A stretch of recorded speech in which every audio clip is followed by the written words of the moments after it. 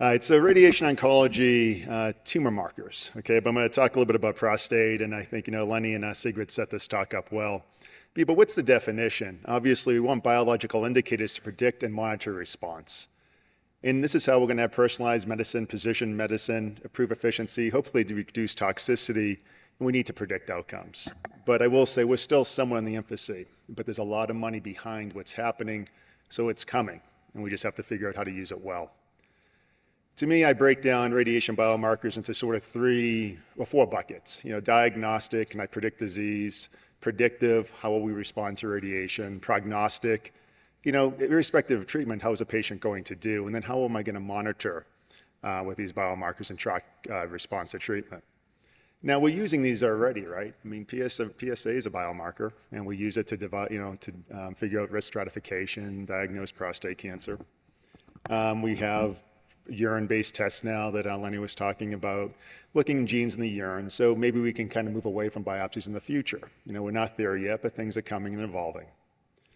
Predictive biomarkers, though, I think these are really going to help aid radiation planning and what we do as a radiation oncologist, but also as a medical oncologist in the room, and of course the surgeons, whether or not we want to take something out or dose intensify what we're doing. Now we have genomic classifications, we have the Decipher score, OncoDX, the GPS score, among many others. And we're starting to see them come into clinical practice. We're seeing it more and more coming in. And what do we do with it? Well, that's where a lot of the studies, what we're doing now to try to figure it out.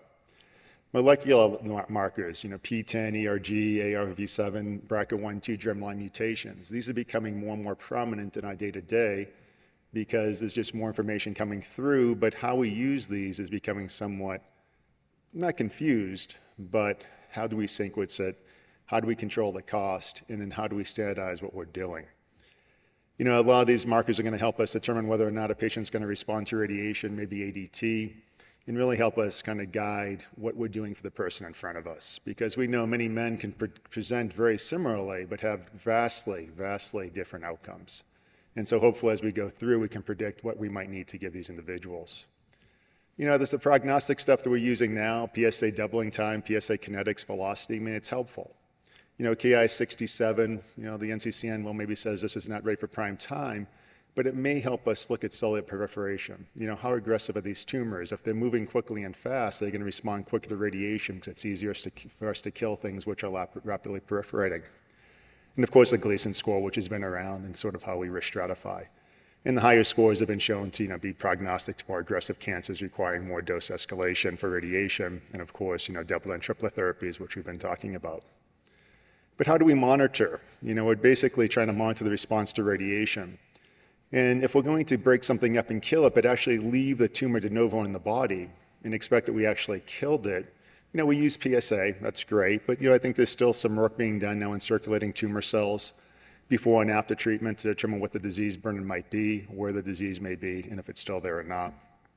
And if we can start to look at the circulating tumor DNA, what's happening? Are we tracking mutations? Have we caused a mutation? Have we, it's sort of the old spraying with bug spray. You kill the majority of the ants, but some stay around, and those clonogenic populations become problematic because they start to resist what we're trying to do to them. Now, these are the commercially available biomarkers. This list is not exhaustive, of course. There's many more, but this is the one the radiation oncologists are seeing a lot of because the urologists are starting to order a lot of these things, the medical oncologists, and sometimes us. I mean, we all know the Decipher scores that help us figure out adjuvant radiation. Lenny was showing that if there's a low Decipher, maybe giving radiation with low PSAs might not be as beneficial as if they have a high Decipher score. Oncotype, prostate scores, a GPS, a genomic test that's going to predict the aggressiveness. Might help include whether or not we treat somebody. If they're on the fence, what do we do? Polaris test is going to predict the disease-specific mortality risk, helps guide treatment intensity, because the reality is, it's not Texas. More is not better. What can we do precisely for that patient? Because as you were looking at Mark's talk, all of the stuff we give has side effects. And some guys become miserable because of the side effects we do give. Confirm MX is another one for the aggressiveness of disease. It's interesting when you look at the NCCN, there's all kinds of things being shown, but the reality is a lot of what we've been doing is prognostic, but not yet predictive. And what we need to really figure out is how do we predict treatment? Sure, we can put people in buckets. Sure, we can say the high, intermediate, low, this is how we expect people to do. But really, can we really predict what's happening? And that's where I think we need to move, and that's where some of the information which is coming forward is helpful. I put this slide up because we were talking about AI yesterday, and Terra AI for prostate, looking at biopsy slides and trying to predict whether or not treatment is relevant and necessary. And this is something that I'm seeing kind of infiltrate my clinic, at least when we have these intermediate risk guys. Do we treat them or not? Because it's such a heterogeneous disease.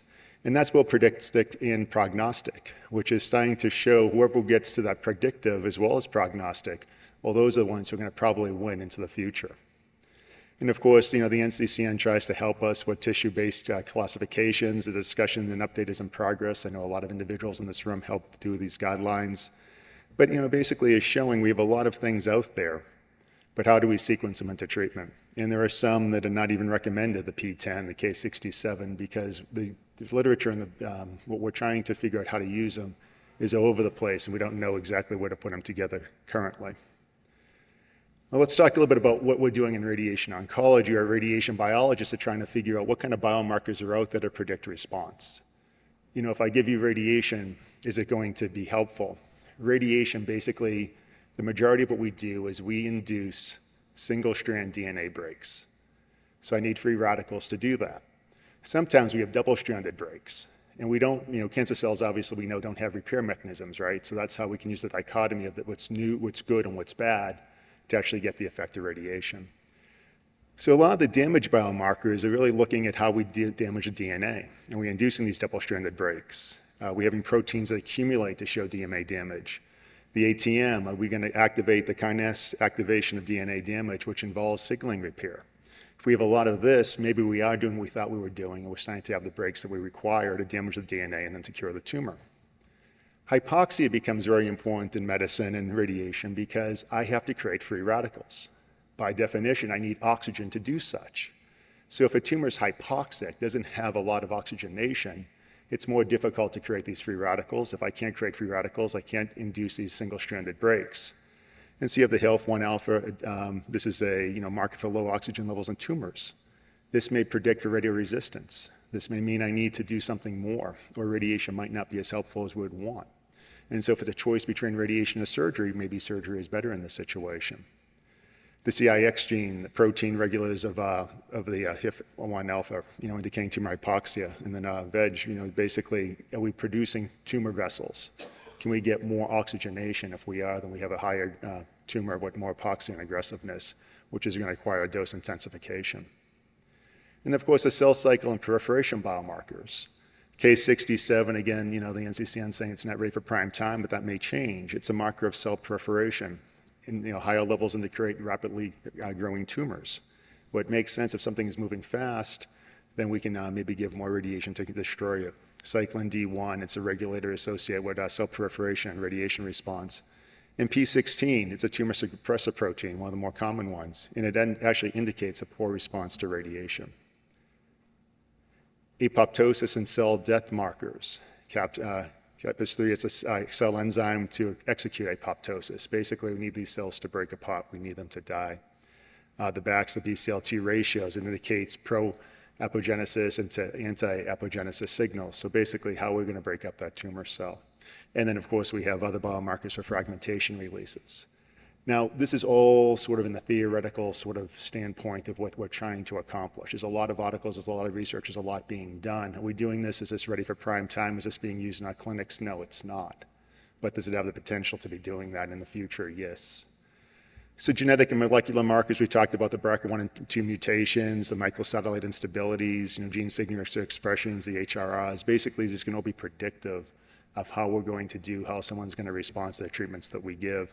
And these are becoming much more common. I think gene expression is going to be something that's going to be standard in the evaluation of patients into the future, because that's how we're going to personalize what we do. We have to have a better understanding of the microbiome and what's happening with that particular tumor, not just pigeonholing them into low versus high risk disease. And if you have also immunological markers, PLL1, the programmed death ligands, and the tumor infiltrating lymphocytes, and basically looking if you can correlate with radiation response. And there's been some research going back and forth. It's not completely clear, but it does appear that we can be moving into a direction that if we can look at these biomarkers, we're going to have a better prediction of whether someone will do well or not. And of course, Lenny talked about the liquid biomarkers, the circulating tumor cells, but they also have exosomes, basically trying to figure out response with circulating tumor cells. Did you get it all or not? Is it still out there? Is it mutating? Is there something else that needs to be done quickly? And so to really end, with clinical applications of biomarkers, it really does help us risk stratify. And we have things which we're doing now to do such. We need to personalize our treatment. We have a directive by the government for precision medicine. So can we really tailor what we're doing based upon what the patient's tumor is telling us to do? But do we know what the patient's tumor is telling us quite as well as we should right now? No, but when we get there, I have no doubt that we will. Helps us with treatment decision-making, monitoring, and of course, surveillance to make sure we catch early recurrences if they happen so we can dose intensify our treatments or figure out ways to sort of nip this before it gets out of hand and becomes problematic. There are a lot of challenges. There's a lot of considerations. The problem with a lot of these testing is there's a lot of variability. We don't have the standardization that necessitates making these protocols more widespread, especially in the radiation tumor marker realm. It's costly. It's expensive. It's not very accessible to a lot of the population yet. And if we do integrate this into practice, because there's so much, we really have to educate others, how do you use these correctly? Otherwise, we're all going to be doing different things, and we're not going to get the benefit that we really want to derive from the markers that we have in front of us. So in conclusion, there's no doubt biomarkers, I say may, but the reality is they will become essential to optimize radiation planning in any really prostate cancer treatment. But really, we have a lot of continued research and technological advancements that are going to be critical if we are going to truly improve patient outcomes. So thank you.